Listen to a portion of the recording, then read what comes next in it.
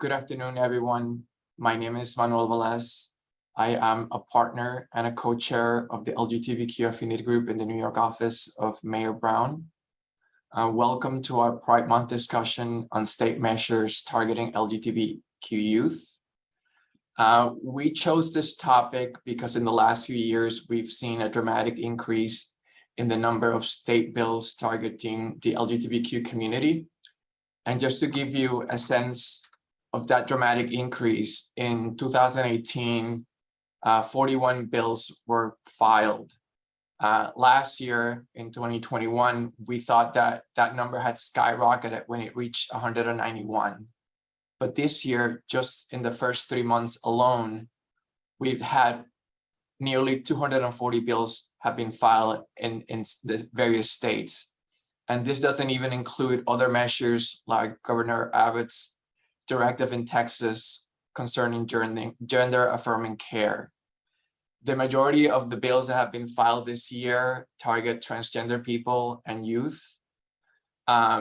These bills seek to do a number of things, including restricting LGBTQ issues in school curriculums, permitting religious exemptions to discriminate against LGBTQ people, and limiting transgender people's access to sports, bathroom, and gender affirming care. Not surprisingly, these bills are having an effect on the LGBTQ youth. In the case of transgender youth, the recent wave of bills have affected their mental health. 93% of transgender youth said they're worried about being denied access to gender affirming care. For today's discussion, we selected two measures that were proposed earlier this year. Governor Abbott's directive in Texas concerning gender affirming care, and Florida's Don't Say Gay law.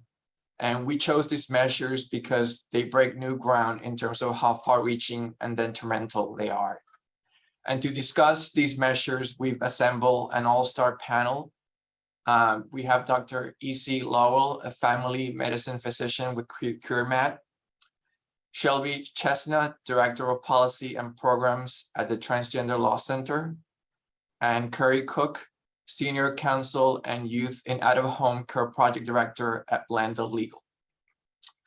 If you have any questions, please use the Q&A function to include your questions, and we'll try to answer them as we go along.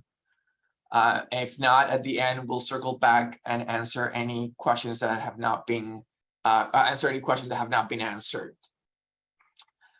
So to start, why don't we have each of the panelists talk a little bit about themselves and they're connected to the issues that are raised by these various measures. So Dr. Lowell, why don't we start with you? Why don't you describe your practice and how you're connected to these measures? Yeah, hi, I'm Dr. Izzy Lowell. I use she, her pronouns. Thanks so much for having me. So I run a practice called QueerMed, and we cover the southeast sort of quarter of the United States. We cover 14 states. Because of everything going on, we just added Texas as well. I'm a family medicine doctor. We see, and I've got 4 other providers working with me. We see transgender and non-binary people only of all ages. So we have worked with a lot of adults, but lately we're seeing more and more teens because there's just no access. Clinics, the last clinic in Florida closed a few weeks ago, Texas, everything. So more and more we're becoming one of the main providers of gender affirming care and hormone therapy for teens in the South. So Shelby, why don't you go ahead and continue? Yeah, hi everyone, it's great to be here. My name is Shelby Chestnut. I use they, them, theirs as my pronouns. I'm the Director of Policy and Programs at the Transgender Law Center, and we're the largest trans-led organization in the world, combining both impact litigation and movement building to ensure that transgender people are alive and thriving. We're headquartered in, our staff are throughout the United States, and I'm based in Pittsburgh, Pennsylvania. Great, thank you, Shelby. And Curry? Hi, everyone. My name is Curry Cook. I use he, him pronouns, and I'm Senior Counsel and Director of the Youth and Out-of-Home Care Project at Lambda Legal. And we use that kind of umbrella term to describe advocacy on behalf of LGBTQ plus youth and families involved in the child welfare system and youth in juvenile justice systems and youth experiencing homelessness. Also do some advocacy around undocumented LGBTQ plus youth. So I'll see my connection with the Texas case in particular pretty clearly, but I just wanted to really express my thanks for having all of us today, and so excited to be here with these amazing co-panelists. Thank you. Great. Thanks so much. So we're going to start by talking about Governor Abbott's directive in Texas. And before we go into the substance of the directive itself, I thought it would be useful if we could define some terms so that we understand what the issues that are at stake. So Dr. Lowell, why don't we start with you and asking you a little bit about the terminology. So what is gender affirming care? Well, briefly, gender affirming care is anything that supports and affirms someone who's transgender or non-binary. Unfortunately, that's not always the case, even for primary care.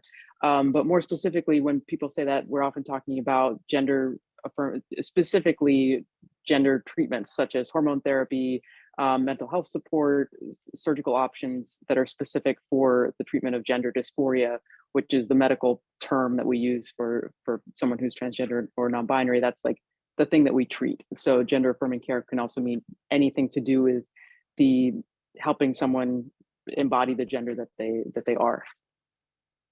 And why do you seek gender affirming care?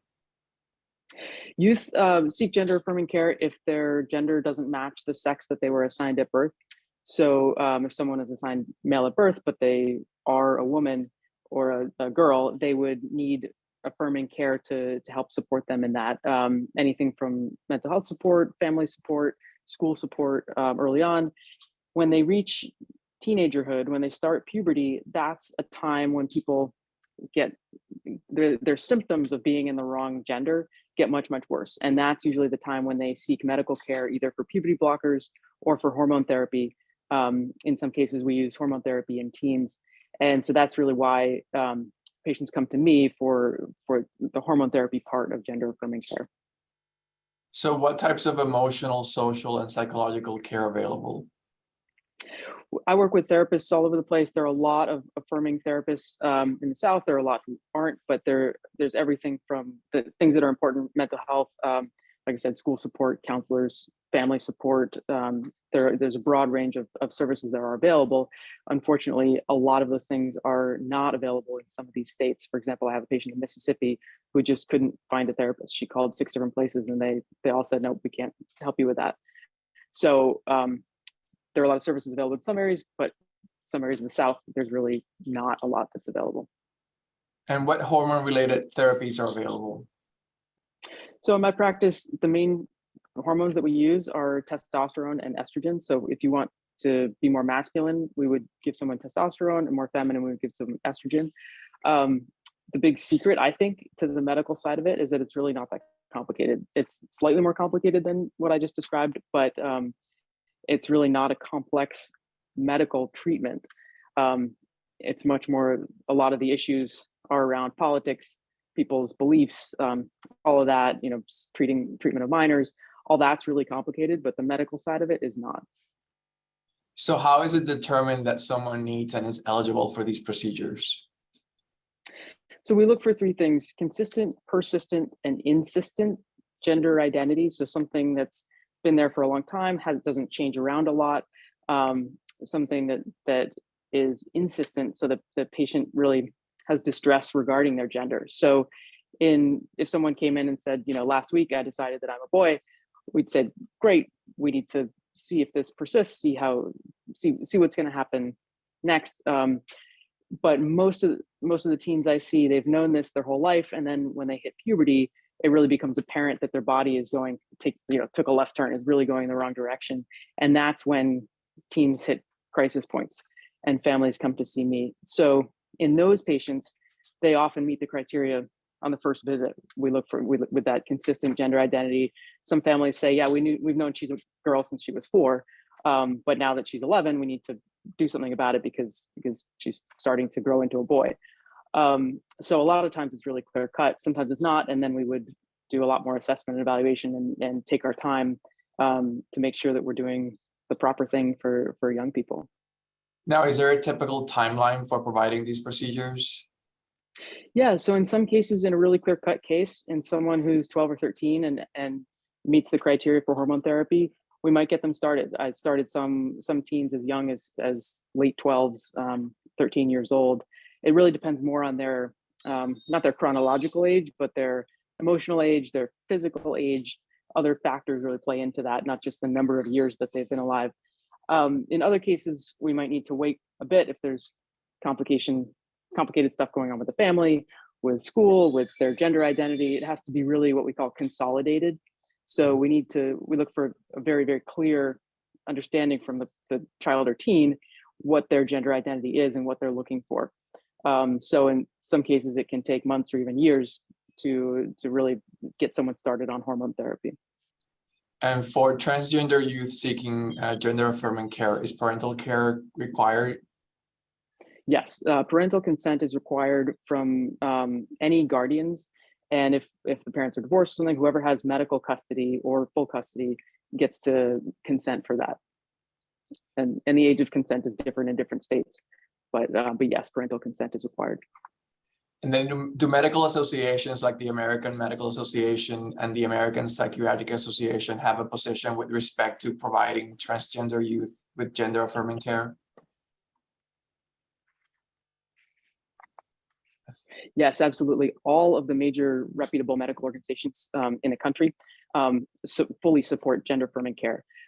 It's literally life-saving care for some of these patients. Some, thankfully not that often, but quite a few times, families come to me after a suicide attempt by their child because of this. So it's literally care that can save people's lives. So it's critical. It's absolutely essential. Do you view it as essential healthcare then? Absolutely, absolutely. And can you describe your experience providing gender affirming care to transgender youth? What impact have you seen in your patients?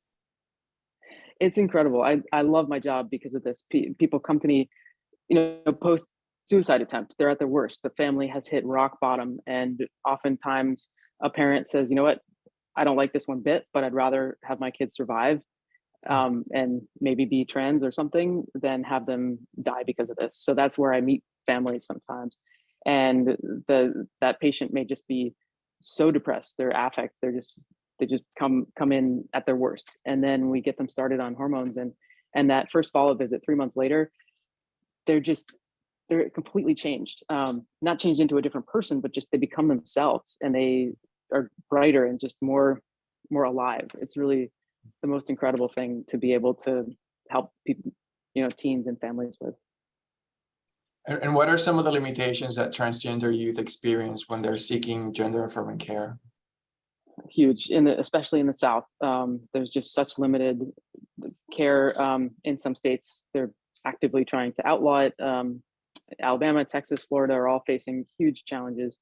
Like I said, I have a patient who came to me from Florida, devastated. They went to their appointment to get the prescription for testosterone. And at the appointment, the doctor said, they just shut us down. I can't do this. I can't give you this prescription because they told us we have to stop.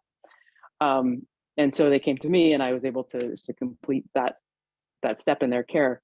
So it's really devastating. And in places like Atlanta, where there's supposedly great access, we have a great transgender endocrinology clinic at Emory, which is great, but the wait time to get in there is 9 to 12 months.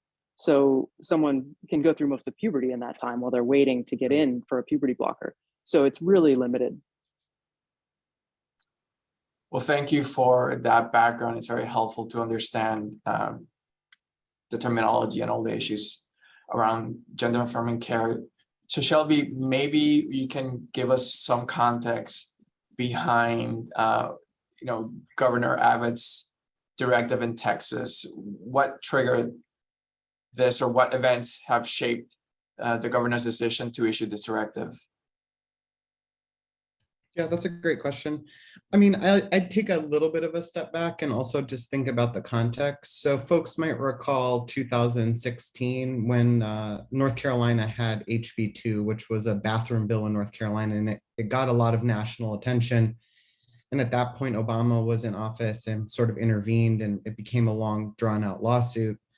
But, since then, particularly under the DeVos administration of Trump, they did a huge amount of sort of push to restrict transgender youth within education, and then made it less so about sex segregated facilities and public accommodations, and have now gone so far as to be reaching around criminalization and parental care. But in that time period, you see big sort of political organizations like the Alliance Defending Freedom, the Heritage Foundation, all started doing massive message testing. So going to states where they thought, oh, we might have a chance here. There's a lot of misinformation, confusion, transgender people are, who we are, and how we can sort of limit that, and then proceeded to target youth specifically. Well, some states are targeting adults as well, as people will point out. It was really a concerted effort. So then, you see in that first slide that you looked at, just the increase of anti-trans bills just dramatically increasing. I think in 2019, we had maybe only 10 or 11 that had any sort of traction. And now it seems like we are constantly just on the defensive to try and keep basic things in place. So with Texas, people have this idea like, oh, it was even an executive order. No, this was simply just a directive by the governor, and then pushed through the Attorney General of Texas. And Curry will go into a little bit more of the specifics of the case, but basically this was mandating the state welfare offices to launch child abuse investigations against parents who were seeking gender affirming care for their trans children.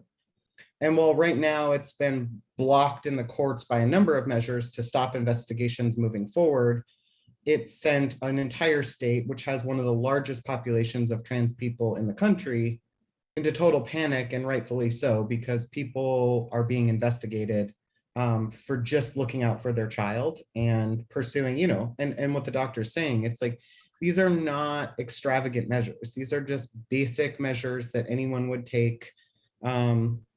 There was a tweet the other day that I saw that was like, we've been providing gender affirming care to cisgender kids since time was created. And why wouldn't we be doing that for trans kids? And it's really that simple. It's not like, I think there's a lot of misinformation in terms of how people are understanding what gender affirming care means. It just means that you're seeking medical care for a child who happens to be transgender and doing it safely. But I think what we're not thinking about is what Texas opened up for the rest of the country, because then you've seen places like, Alabama legislated it. And then you have Texas, which Florida, in addition to the gay bill, which we'll talk about a little bit later, they also have a directive from the Department of Health, which is greatly restricting just people's quality of life, never mind criminalizing their entire existence. So they're creative in their attempts. And when I say they, I mean the right-wing conservatives who really are, I don't think in honesty, really hate transgender people that much, but they see it as a really easy target. And then they're going for the youngest population within our community and now harming their families. And, these are not kids or populations that have a great deal of family support in the first place. If kids do have a supportive home, it's a blessing, but it's not common. And people are often really struggling to figure out how to support their children, and knowing that there is no other option if they don't, but then to criminalize the families and the children, it's pretty far reaching. And they seem to quite literally be stopping at nothing to do so. And at this point, the federal government has yet to intervene, has sort of signaled towards it, but states, they're doing exactly what they want to do. And at the point right now, with just the current political climate, states are being emboldened to sort of just take matters into their own hands and do as they please without much legal ramification. So I know Curry can break down the case itself, but that's sort of the political climate that we're coming into with some of this. Right. Thanks, Shelby. Yeah. So Curry, Shelby mentioned that the governor's directive changed the way in which investigations are being conducted. So maybe you can take a step back. How were the investigations conducted before the directive, and how have they changed since the directive went into effect or was promulgated? I just want to, before I go into the legal weeds about the case and what happened, I just want to tie together a couple of things that Shelby and Dr. Lola said, because they really struck me.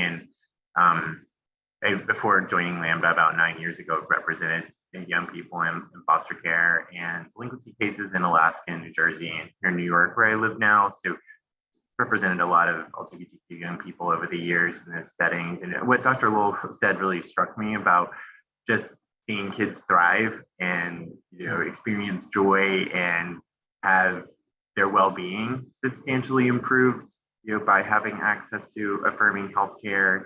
And I think that's important to center when we think about what happened in Texas. And to Shelby's point, I think the most disturbing thing about it all was what we were hearing from providers serving youth like Borderland Rainbow Center in El Paso, or through one of our plaintiffs in the case, Dr. Megan Mooney. We'll talk about a little bit more about why she was a plaintiff in the Dovey Abbott, the first case in Texas. But just sort of hearing from young people, from trans young people, that then they felt like they were to blame, that they were actually the cause for their parent to be investigated because they were being themselves.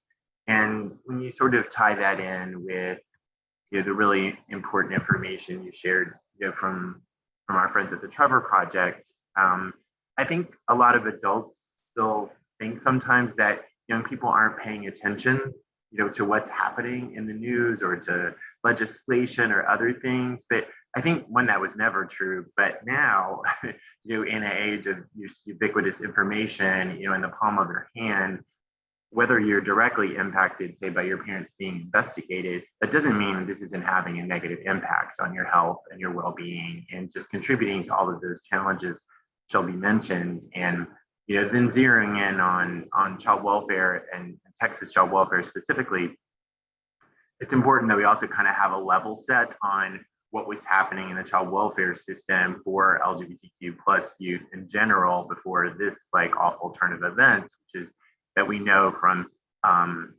3 really significant studies, a couple of which were funded by the federal government, that LGBTQ plus youth represent from 30 to 34% of young people in the child welfare system nationwide. That includes studies in New York and then also in Ohio. So certainly not just an urban phenomenon. We don't have nationwide data, but we do know, to Shelby's point, that overrepresentation is fueled largely, but not exclusively, by family rejection. So really what we're looking at in terms of an issue that we could really make some significant strides on from a policy perspective is actually providing families resources and information to better support and accept their young people, and move that also to the community acceptance, because we know how much that improves well-being. And I mention that because what we have, of course, in Texas is the flip side. What Governor Abbott directed was that the child welfare agency investigate the very parents that are supporting and loving their kids and are getting them connected with qualified medical professionals. And from a person who was part of our Texas LGBTQ plus child welfare work group that we've had going for a number of years before all this came down. She's been with Texas DFPS for 35 years, and she said, this is horrifying to me because I spent my entire career asking parents to love and support their kids and get them connected with qualified, medical and behavioral health care to meet their needs. And now we flipped that. So going to sort of what's happened legally, going back a little bit, there was a bit of a history before this directive came out, and Governor Abbott and legislators in Texas trying to get a ban on gender affirming healthcare passed through the legislature, criminalizing it or prohibiting it. And also some of the bills had pieces that did deem this to be child abuse. Those didn't pass. And then quickly after that, Governor Abbott then said, well, I have sort of a way to get around this. Simultaneously, what was happening was Governor Abbott was being primaried from the right.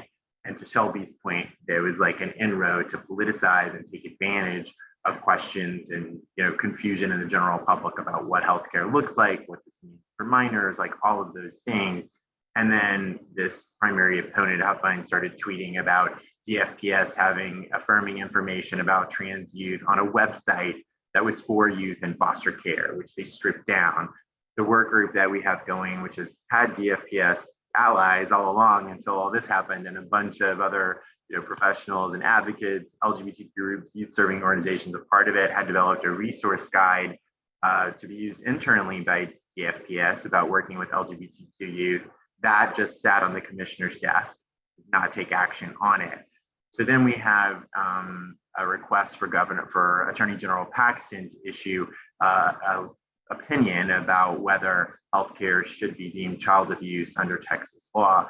He did that, and everyone acknowledged that was a non-binding legal opinion. Those don't change the law, they aren't the law, but nevertheless, Governor Abbott then took that and actually issued a directive, which was much more expansive, declaring all forms of healthcare for minors, including puberty blockers and HRT, as child abuse, and also mentioning that anybody who's a mandatory reporter, who's actually every citizen in Texas is considered a mandatory reporter of child abuse, must report people, because now he declared this type of care to be child abuse.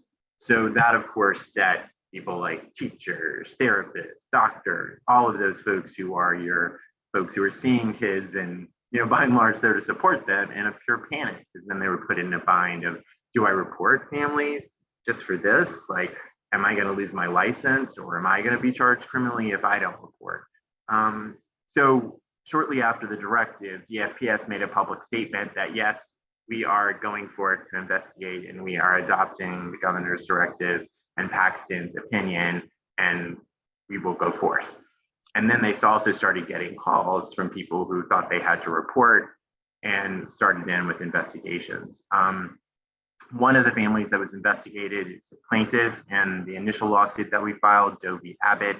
The mom and the family was an investigation worker at DFPS, and because of all this, her supervisor knew that she had a transgender child, and ultimately was the one that reported her, called in the report of harm. And then our other plaintiff was Dr. Megan Mooney, a psychologist who sees trans and non-binary patients as a therapist in her practice in Houston. So we filed in state court with ultra-virus claims that the governor does not have the authority to make the law, but was trying to hear, and also State Administrative Procedure Act claims that DFPS had adopted a new rule. And then I know you have some other questions about it, so I'm happy to sort of get into the weeds a little bit more about the decision. And then we just recently filed a second lawsuit, which I can talk about as well.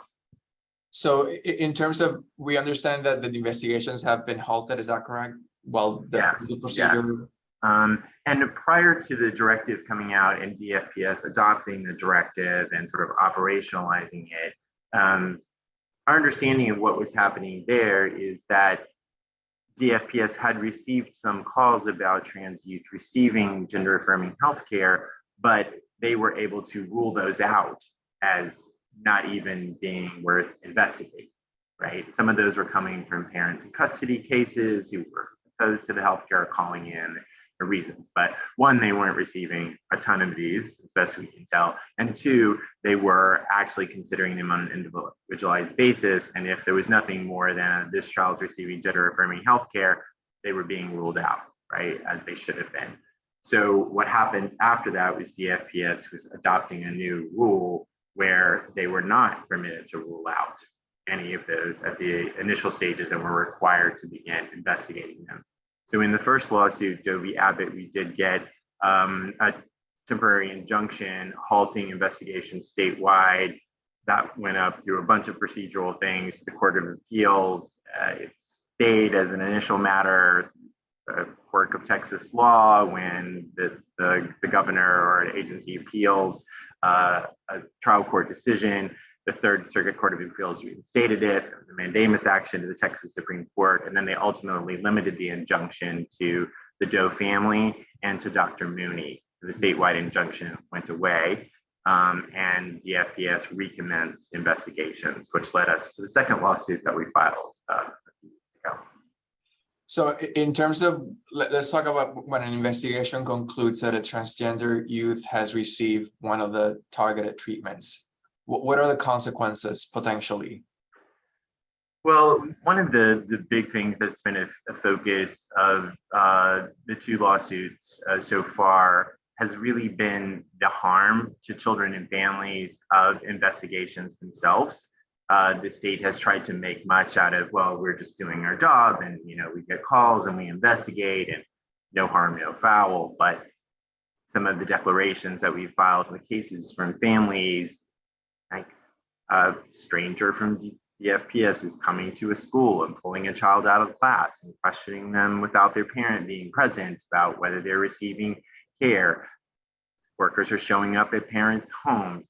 Kids are afraid that they're going to be removed, which of course, is the ultimate sequence of events that could happen if a child welfare agency finds that you have committed abuse. Then you're either cooperating with services, which we presume in this case, the way the directive is worded, ceasing assisting your child with receiving healthcare and stopping the healthcare, or the alternative is we'll remove your child and then place them into foster care and out of your home. So obviously being removed from your parents or having your child removed is one of the scariest things, any parent or kid could contemplate. So there's harm by just the inception of all of this, into the families, much less the ultimate consequence of having your child removed. So what has been the effect of these investigations, or at least the threat of them, on transgender youth that are seeking gender affirming care? Well, so far through the sequence of events, as best we can tell, the investigations have been halted and not completed.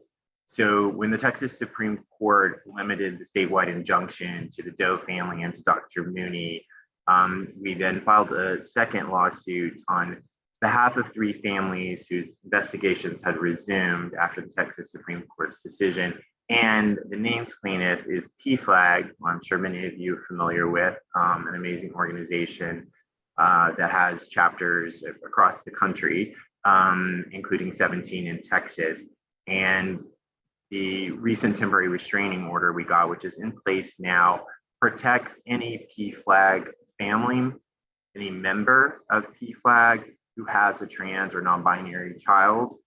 So basically now, if DFPS gets a call, then they have to ask if the family is a PFLAG member, and if they are, the investigation ceases, including the 3 named families, along with any other PFLAG members. So that's the current status quo. So obviously all of the parents who have been investigated aren't necessarily plaintiffs or involved, but I think a number of them, at least now, are PFLAG members. So as far as we know, none of the investigations that started have been completed, or there's been a determination by DFPS, but that's the best we know at the moment. And are transgender youth in Texas still able to get gender affirming care? Care has resumed now, but I wouldn't say, to Dr. Lowell's face, it's not as if things were great before all this, really, in terms of access, as Dr. Lowell pointed out, everywhere that's a challenge. But at least I'll jump into that one thing, which is that while it's technically legal right now, the biggest medical center in Houston, a provider there reached out to me and said they've shut us down, basically because the hospital system, somebody told the hospital system that they would not provide any funding for the entire clinic if they continued to see their handful of transgender patients. So they've had their hands tied, while it's legal technically or whatever, they shut down completely. And that's happened with other medical centers. So the pressure has worked. And practically speaking, it's extremely limited. Yeah, and there has been a lawsuit by some of the physicians there, and an injunction to sort of, I think, my understanding, kind of restart things. But yeah, there would definitely care had been cut off, as Dr. Lowell described, for folks. So it's far from a good landscape in terms of being able to access care, although it's legal to do so, because the law hasn't changed. Governor Abbott's directive didn't change the law, nor did Ken Paxton. So you mentioned that there are 2 lawsuits right now. The first one, there was an injunction for the plaintiff, so they're able to resume care. And then the second lawsuit concerned PFLAG parents and their kids. Yeah, it's actually 3 lawsuits going on. Okay. It's only 2 of which we're involved with ACLU, National ACLU of Texas, and the firm Baker Botts, and that's Doe v. Abbott, the first one that I described, which ended up having the Texas Supreme Court limit the injunction to the Doe family and to Dr. Megan Mooney. Then there's the second one, PFLAG v. Abbott, which is the one I mentioned, where now there's a temporary restraining order in place. There's a separate lawsuit going on behalf of some of the physicians at the clinic who had the healthcare interrupted, as Dr. Lowell described. That's a separate one that we're not involved in, but obviously important. So what is the status of the first 2 lawsuits right now? So the first lawsuit, Doe v. Abbott, now we are in the appellate process about the propriety of the trial court granting the temporary injunction. Mm-hmm. So, and the temporary injunction, as it was reinstated by the Third Circuit Court of Appeal, is in place just as to the Doe family. So DFPS cannot proceed with the investigation against them, nor can any licensing board or anybody else take any action against Dr. Mooney for not reporting her clients. That's that when briefing at the Third Circuit Court of Appeals is going on now about the trial court's granting of the temporary injunction.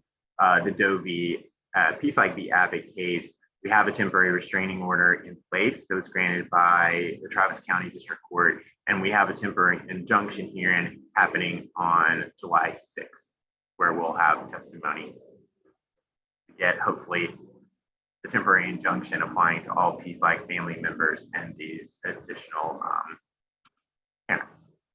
So what is the timeline for resolution of these various lawsuits? Is this something that will take within the next 6 months, or is this something that's going to span years? I wish I could answer that question. I mean, yeah, I don't know. Especially, needless to say, Texas is fighting everything, tooth and nail, and we've already been up and down the appellate court chain, in the first one. So I don't know. It's gonna be a while, and I think it is an important question, but obviously for lawyers, you're interested, but more importantly for kids and families, because it's just been such a roller coaster ride with Doe v. Abbott, and I mean, this has been even hard for people in the legal field, like, well, what is going on in terms of the procedure here? If you're a kid or a family, it's just like, are we protected? Are we not? Is it not? Can they start? Can we not? So I think it's just a really important point about just the ongoing harm, even though specifically and legally, some of it has been stopped or halted along the ways. It's just so confusing for folks. I have a question for Dr. Lowell. Dr. Lowell, are you concerned about providing gender affirming care in terms of some of these laws finding that you're liable for child abuse or something like that, contributing to it? Yeah, absolutely. This conversation hasn't helped, but yeah, it's something I really worry about. And I have a legal team I'm working with based in Alabama surrounding everything that's going on there. Right now, I don't have a lot of patients in Texas who are minors, which is one thing. I don't live in the South anymore. I'm not going to tell you where I do live. And so that makes me feel a little bit better.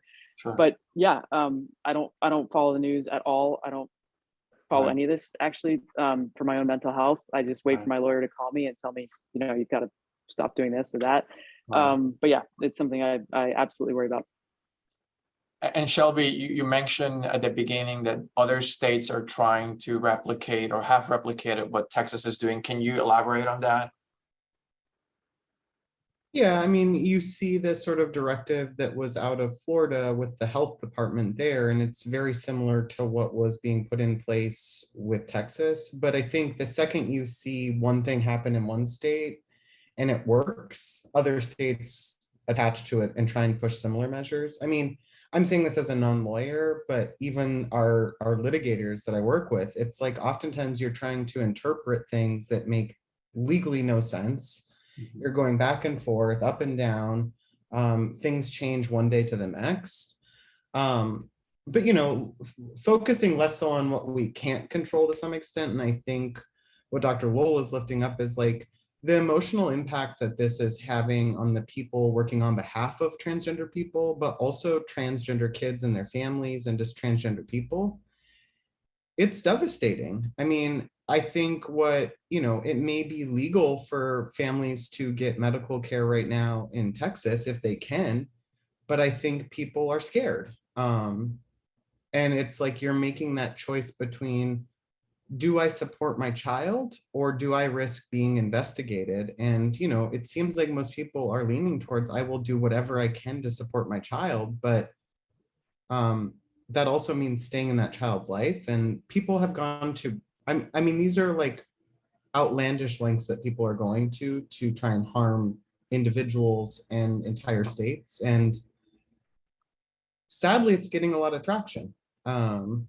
So Texas didn't have a legislative session this year. So the thing that we're up against next year is it will have a legislative session next year. So I would say that they kind of tested the ground this year to see how far they could push it. And while it's wrapped up in legal stuff, they still can legislate it next year, which is a very different burden. Both the advocates are dealing with transgender kids and their families, but then legal advocates who, not to say that I am not super thankful for organizations like Lambda and TLC, but the amount of time we could spend litigating actual cases that are helpful for people versus just defending basic rights. I mean, millions of dollars get spent to litigate these cases, which we, for the most part, win. But there's no guarantee. So where could those resources be spent to support families in this moment instead of resources being wasted to litigate really unconstitutional things in the end? And have you seen transgender kids organizing themselves or trying to respond to these attacks on their, desire to seek gender affirming care?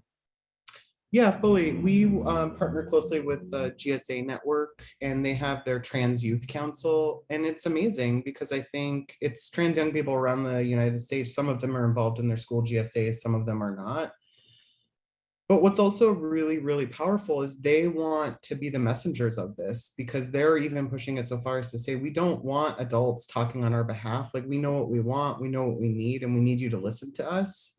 And they're focusing more on celebration and joy, because so much of, I think, their livelihood with COVID and then all of these school attacks is, it's hard for anyone. Imagine being a teenager in this moment and trying to go to school. So folks should definitely check them out. And they do a lot of storytelling, just like, what does it mean to be a trans youth? And we want to tell you our stories.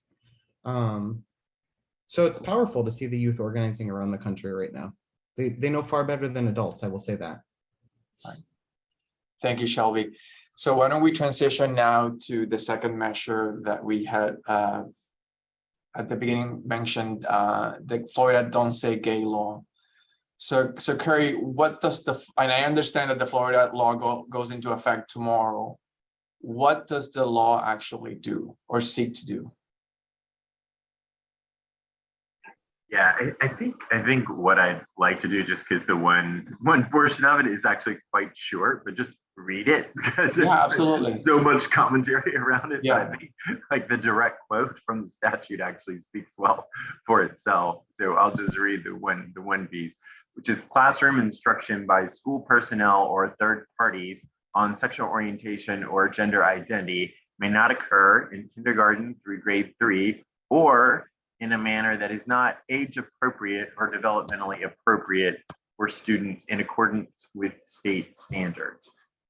So there are other components, which another major component, which I'll talk about in just a second, but this is the one that has had a lot of attention about the understandable in the absence of any clarity about what the hell what I just said actually means in real life, of a lot of just, again, like panic, fear, and I think, quite intentional in its vagueness of sort of having a chilling effect on folks about, well, what does that mean? I mean, as probably we all are recognizing, just listening to it, well, everyone has a sexual orientation and a gender identity. So we can't talk about anybody. Like, I mean, if you take it sort of literally, but obviously we know who's pushing this and why they were pushing it, and obviously targeting information about LGBTQ people.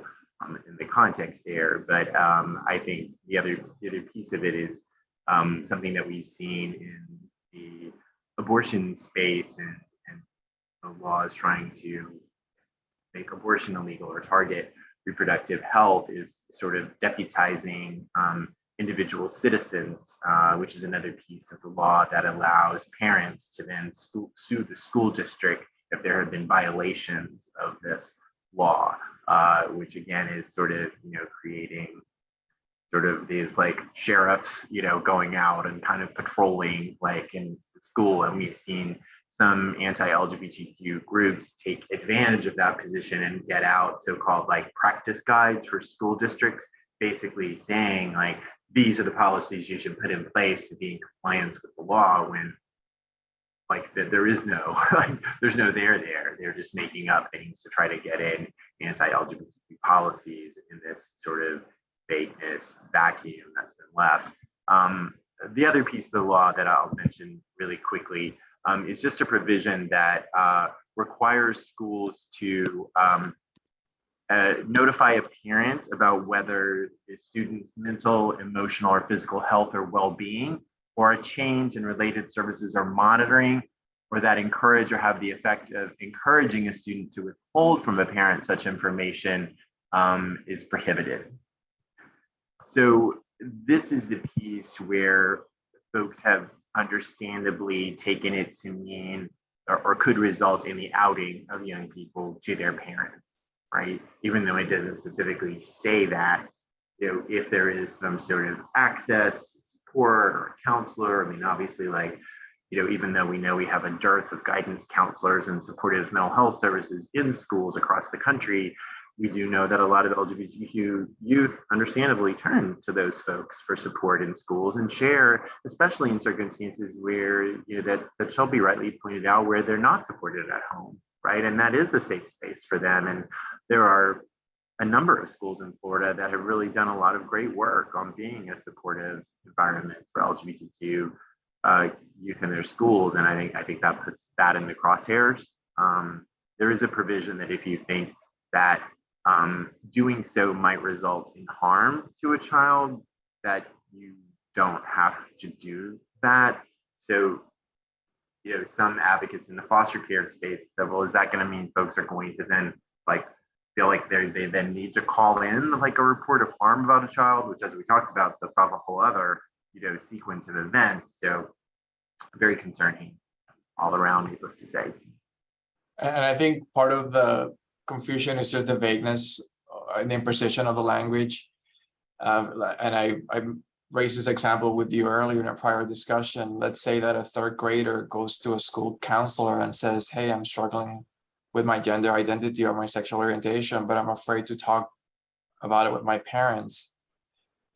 Is the school counselor prohibiting from having that discussion with the child?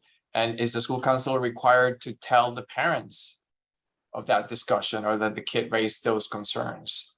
And we don't have an answer from what we know so far. Is that correct? Good question.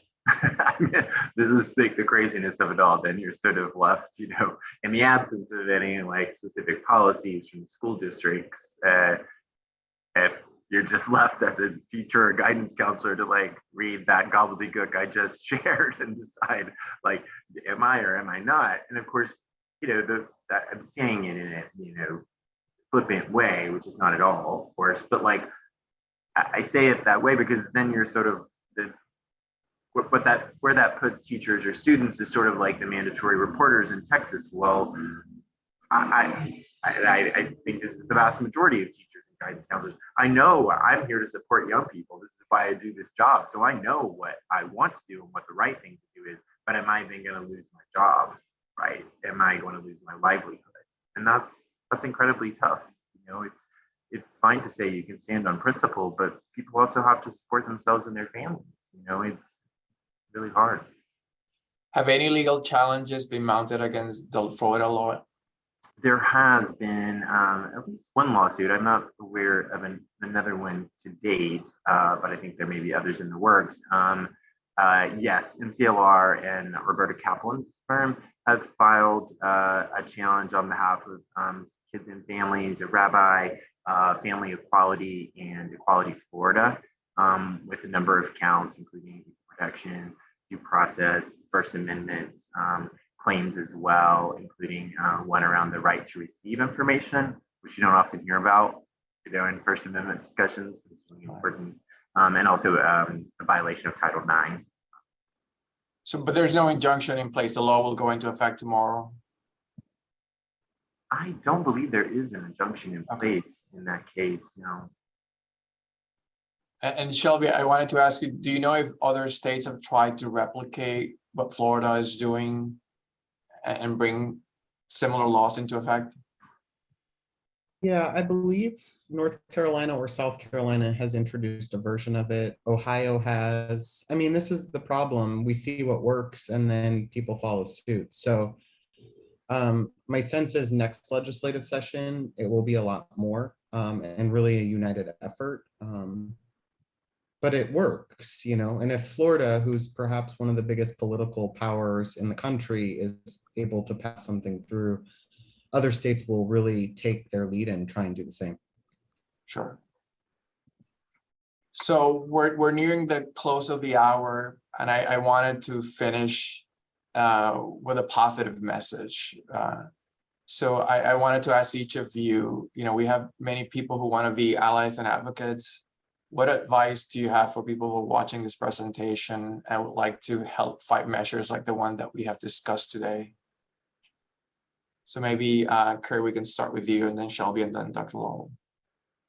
Yeah, I just really wanted to lift up one thing that Shelby said that I think is so important, which is just the on the ground, like grassroots support for LGBTQ young people and their families across the country is so important. I mean, especially in more rural areas. I mentioned Borderland Rainbow Center in El Paso. There's Jasmine, Jacksonville, Florida, and you know, there's in smaller towns and communities. There's just not nearly enough capacity to meet the need and the support for kids and families, and you know, great organizations like Transgender Education Network of Texas, TENT, you know, they're supporting kids and families. So I would really encourage folks to donate to folks like that, Montrose Center in Houston, other places that are really providing that grassroots support. And then the other thing that I think that we talked about, which is really seeing now, is we are seeing a lot of trans and non-binary young people who have definitely had a lot of challenges, but have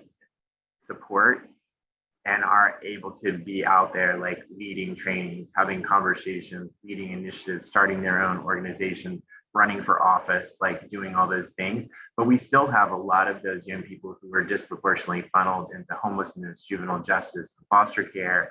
And the more we can do to support them in their advocacy and in keeping them out of these systems of care, the more we're gonna continue to flip the script on the hearts and minds, you know, battle storytelling.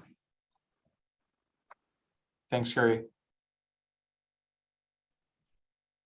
Yeah, I would say look at different organizations where you live and get connected to them. And I think it's really critical that we start to see trans people not as like different or other, but really the fabric of our existence. I will share a story that I always go back to in moments where hope feels really lost. In 2017, I was down in Texas for one of their anti-trans bills that was being introduced, and I was at an LGBT pool party, and there was a bunch of trans kids and their parents there, and there's a huge group of Christian parents who have transgender kids in the state of Texas, and they're like powerhouses. You don't want to mess with those parents.